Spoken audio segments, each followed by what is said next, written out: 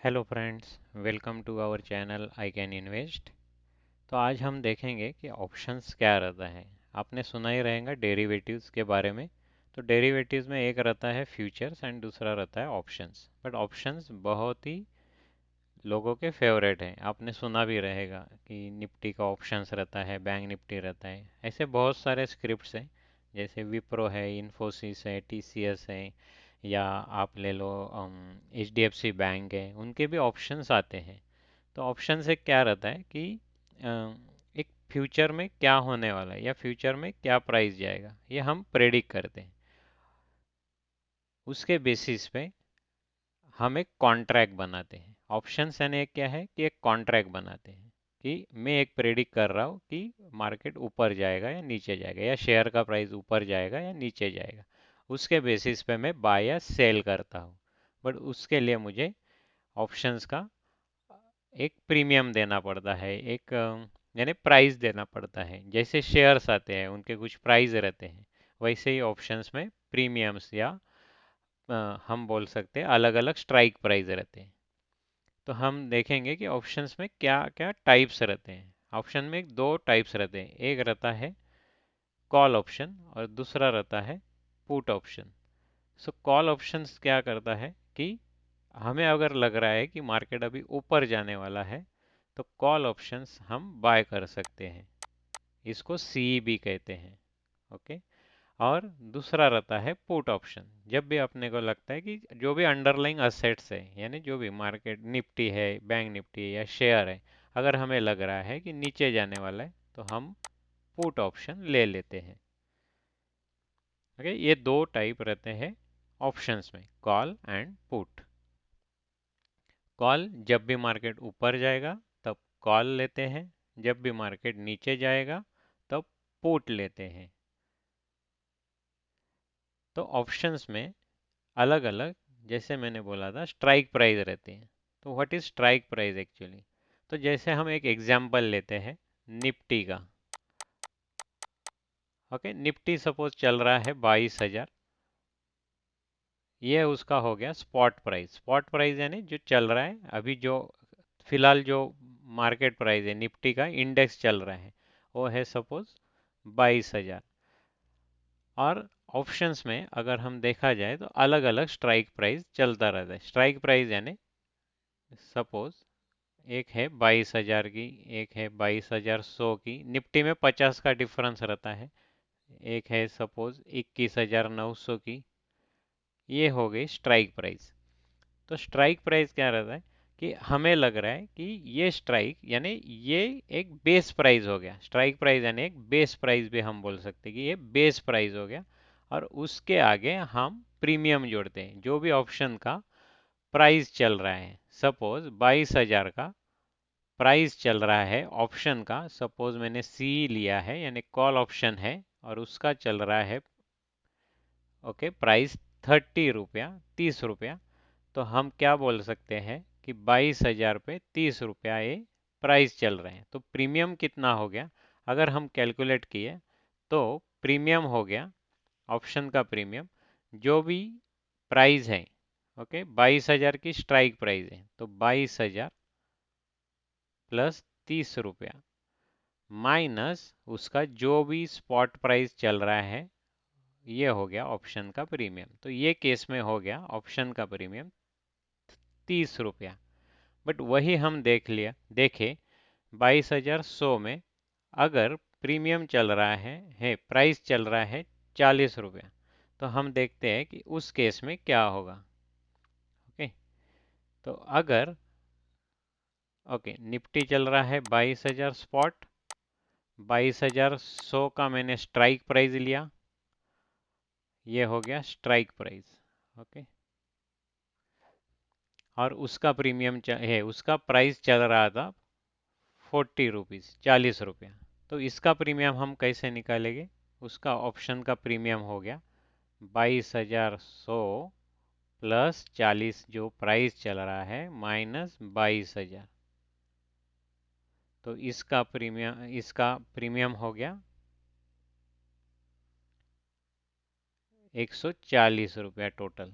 यानी 140 रुपये ये ऊपर चल रहा है, क्योंकि मैंने स्ट्राइक प्राइस 22,100 का लिया है, तो 100 का पहले ही मेरे पास ये स्ट्राइक प्राइस का प्रीमियम आ गया और उसके ऊपर 40 रुपये चल रहा है, तो ये 140 का टोटल प्रीमियम हो गया। यानी मैं सोच रहा हूँ कि, या मार्केट सोच रहा है, जो भी लेने वाले हैं सी कॉल ऑप्शन, कि 22,000 के आगे 140 पॉइंट मार्केट जा सकता है, निफ्टी जा सकता है। ओके।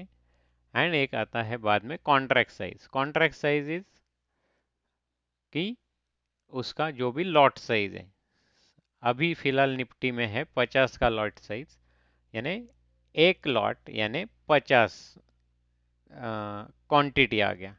यानी हम बोल सकते हैं जैसे एक शेयर है, okay, suppose H D F C bank है, H D F C bank का लॉट साइज है 550, तो यानी 550 शेयर का एक लॉट बन गया।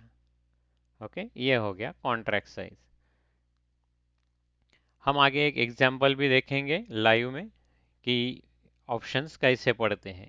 ओके, तो ये हो गया strike price, option premium and contract size. तो ऑप्शन में बहुत सारे हम बोल सकते हैं क्राइटेरियाज है जो हम कंसीडर करना चाहिए, जो हमें ख्याल में रखना चाहिए। जैसे वोलेटिलिटी रहता है, अगर आपने बैंक निफ्टी देखा या निफ्टी देखा या फिन निफ्टी देखा, यानी फिनेंशियल सर्विसेज का जो इंडेक्स है फिन निफ्टी, तो उसमें एक वोलेटिलिटी एक रहता है। तो जैसे ही मार्केट ऊपर जाएगा और टाइम जो भी रहेगा उसके हिसाब से ऑप्शन का प्रीमियम कम या ज़्यादा, फास्ट इंक्रीज या डिक्रीज होता है। यानी बहुत ही तुरंत ऊपर या नीचे चला जाता है। अगर बहुत ही टाइम कम है तो ऑप्शन का प्रीमियम ये बहुत फास्ट चेंज होते हैं, यानी नज़दीक के स्ट्राइक प्राइस रहेंगे। तो हम देखेंगे एग्जांपल बाद में। ओके, तो एक वोलेटिलिटी हमें कंसीडर करनी पड़ती है, यानी फ्लक्चुएशंस कितना हो रहा है मार्केट में, कौन से साइड में ज़्यादा फ्लक्चुएशंस आ रहा है, उसके हिसाब से प्रीमियम कम या ज़्यादा होते हैं। वैसे ही टाइम कितना है, ऑप्शंस में बहुत ही बड़ा इम्पोर्टेंट, यानी हम मैं बोल सकता हूँ जो प्ले करता है पैरामीटर, वो है टाइम, कि कितना टाइम बाकी है। ऑप्शन की एक्सपायरी रहती है। ओके, जैसे निफ्टी का हर वीक में थर्सडे यानी हर गुरुवार को एक्सपायरी रहता है, तो हर एक्सपायरी के नज़दीक जैसे जैसे हम जाते हैं नज़दीक नज़दीक, वैसे वैसे उसका प्रीमियम डीके होने लगता है। ओके, डीके यानी कम होने लगता है, वैसे ही प्रीमियम कम होने लगता है। अगर वही हम शेयर्स में देखें या स्टॉक्स में देखें, तो उसका मंथली एक्सपायरी रहता है, यानी हर महीने उसका जो लास्ट का गुरुवार रहता है, लास्ट का थर्सडे रहता है, उस दिन उनका एक्सपायरी रहता है। तो जैसे जैसे हम अप्रोच करेंगे, उसके नज़दीक जाएंगे, वैसे वैसे ऑप्शन का प्रीमियम घटता रहता है।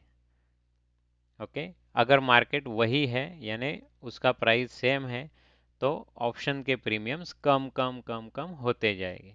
तो ये एक ऑप्शन का डिसएडवांटेज भी बोल सकते हो आप, या तो एडवांटेज भी करके हम बोल सकते हैं। ये तो डिपेंड है हम ऑप्शन के साथ कैसे ट्रेड लेते हैं। तो ऑप्शंस के बहुत सारी स्ट्रेटेजीज हैं कि कैसे ऑप्शंस में काम करना है।